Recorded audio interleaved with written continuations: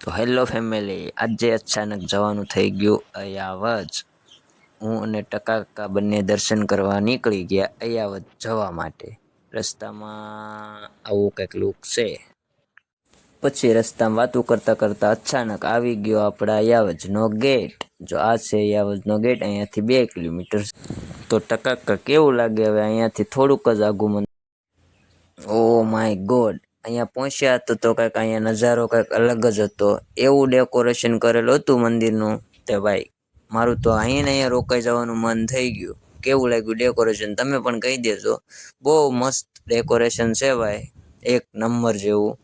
ને મજા જ આવી ભાઈ. અહીંયા કંઈક આજે કંઈક નજારો અલગ જ લાગે. જો બહુ ને અંદર પણ મંડપ નાખી અને ડેકોરેશન કરેલું છે. આ છે અમારા અયાવજના કુળદેવી.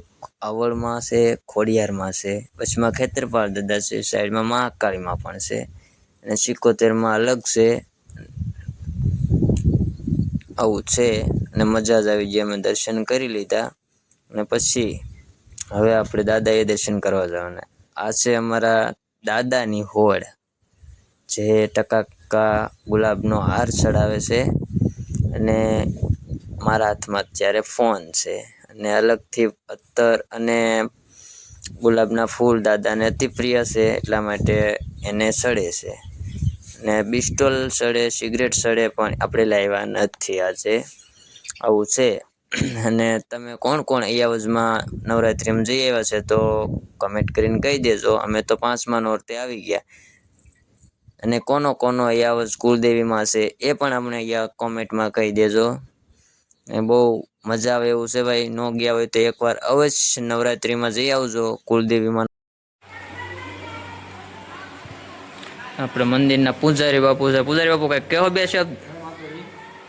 તમે અત્યારે દર્શન કરી રહ્યા છો અયાવજના ઓરડાવાળીમાં ખોડિયાર, જેમાં 2 મુખ દેખાય છે. એક છે આ સાઈડના છે આવડમાં અને આ સાઈડના છે ખોડિયાર. બરોબર, વચ્ચે જે ખેતરપાળ દાદા છે, ઉપર છે મહાકાળીમાં છે. આ અયાવજ ખોડિયાર મંદિર છે. જય માતાજી. દર રવિવાર તારો ભર્યાથી તારી ઉપર ભરોસો છે, તારી ઉપર વિશ્વાસ છે.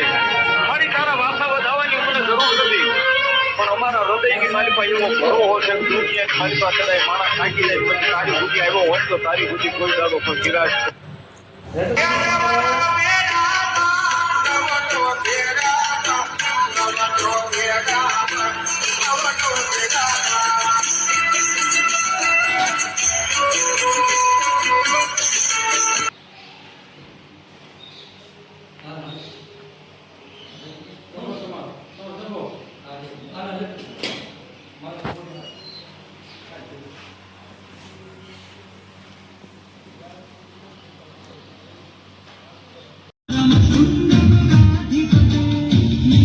અને પછી આપણે દર્શન કરી નાખ્યા. જો તમે બહારનો લુક જો, ગાર્ડન એરિયામાં પણ આવું ગેટઅપ મૂકેલો હે.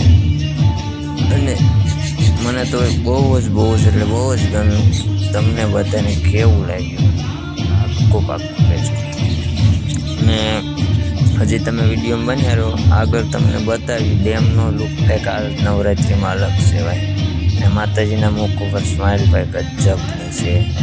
અને માણસો પણ છે હો ભાઈ, એવું નથી કે નવરાત્રિમાં અમે હાવ સાંજના સમયે આવેલા છે એટલે માણસો વહી ગયા હોય જે, તોય માણસો તો છે જ તે. અને પછી જો આવો કંઈક લુક. ટકાકા તમને કેવું લાગ્યું? આટલે દિવસે આપણે ગમે ત્યારે આવતા, કોઈ દિવસ આવું લાગ્યું? આ નવરાત્રિમાં કંઈક મજા જ આવે અલગ. ટકાકા તો કહે છે કોઈ દિવસ આવું નથી લાગ્યું. આ કંઈક સામે મંદિર છે, શેનું છે કહી દેજો, મને તો નથી ખબર. આવું છે.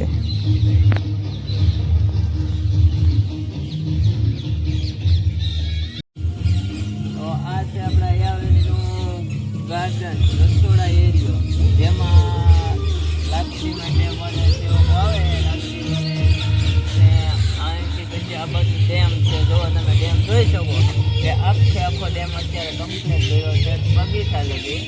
અને અહીંથી ત્યાં જવા માટે પહેલાં તો અમે આવતા ને ત્યારે તો અડધે લગી ખાલી હતો જ્યારે આવતા ત્યારે, પણ અત્યારે તો આખે આખો ભર્યો છે દેવરાનો. તમે વ્યૂ જોવો એ પણ ડેમનો ડુંગરો જો ને અહીંયા તો આવીને કંઈક છે ને સુકૂન મળી ગયો. હાવ મજા જ આવી આવવાની. એમ થાય કાંઈ રોકાઈ જઈએ.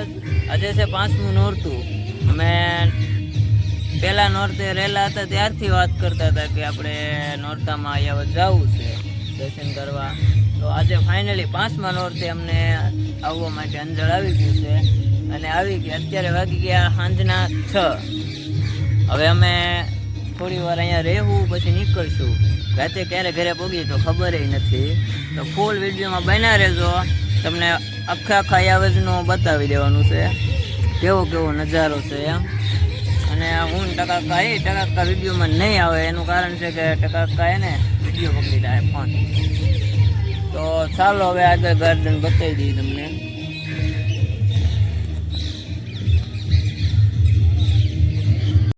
તો ફાઇનલી મિત્રો આપણે હવે અજાવતથી નીકળી જવાનું છે કેમ કે સાંજે વાગી ગયું છે 7 જેવું થઈ ગયું છે ને બહુ મોડું થઈ જાય છે. પોગતા આપણે 100 કિલોમીટર જેવું થાય છે એટલે પોગતા બહુ વાર લાગશે. જો તમે લાઇટ સિરિયલો 1 નંબર હોય મંદિર શણગાર કરેલો છે ને ટકાકા થઈ ગયા તૈયાર ગાડી કાઢીને. ગાડીને તો જો ધોવાનો સમય નથી અમારી પાસે. સમય છે જ નહીં અમારી પાસે. જઈએ હજી તો અત્યારે થોડોક છે અત્યારે તો થોડોક જ સમય છે અમારી પાસે પણ આગળ જઈને હજુ તો સમય નહીં હોય. જોઈએ હવે જે હોય છેલ્લે. ફાઇનલી તમને બીજી વાર લુક બતાવી દઉં ડેમનો જે કેમ લાગે તમને. જોવો આ છે મંદિર દેરાસર કહેવાય કઈ ખબર નથી મને શું કહેવાય એવું છે બધું. તો ફાઇનલી વિડીયો તમને છે ને ગમ્યો હોય ને તો લાઈક શેર સબસ્ક્રાઈબ કરી નાખજો અને મળશું હવે આપણે આગળના નવા બ્લોગમાં. ત્યાં લગી બાય બાય.